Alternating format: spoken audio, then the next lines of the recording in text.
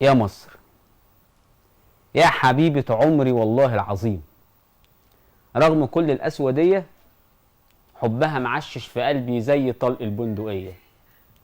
رغم كل الأسودية حبها معشش في قلبي زي طلق البندقية. أوعدك مصر الأبية مش 90 مليون عدد ولا احنا 100 مليون عدد، لأ، إن نكون ظهر وسند، وإن لململك هدد وابني من أول جديد، وإن دافع عن تراثك عن عاداتك، وإن أسدد مديوناتك، يبقى دايما نهر نيل شريان حياتك. إحنا أسياد البسيطة والعدو هو العبيد. راضي آكل عيش بسوسه، راضي آكل عيش بسوسه، حتى مش عايز غموسه.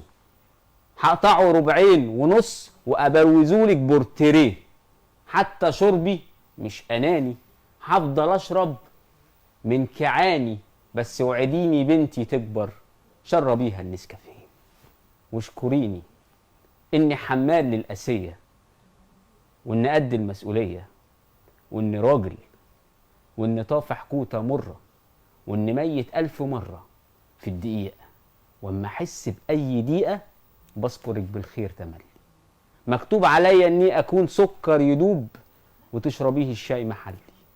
مكتوب عليا الشيبة بدري ولما أكون واقف حدود استقبال الموت بصدري. مكتوب عليا الشيبة بدري ورغم كل الأسودية حبها معشش في قلبي زي طلق البندقية. لساني معجون ذكريات، شباك حبيبتي قبلتي، حبيبتي مش زي البنات. لساني عاشق شعبطة في التروميات، لساني عاشقك يا شتا رافض الهروب منك وتحت البلكونات. لساني مجنون ذكريات، وعد يا بلدي أحاول واشتغل بنا ومناول، ينكتب اسمي في جداول بنايين، وان كل في ظهر جيشي، وان اموت وانت تعيشي، حتى لو قصولي ريشي هبقى رمز المخلصين.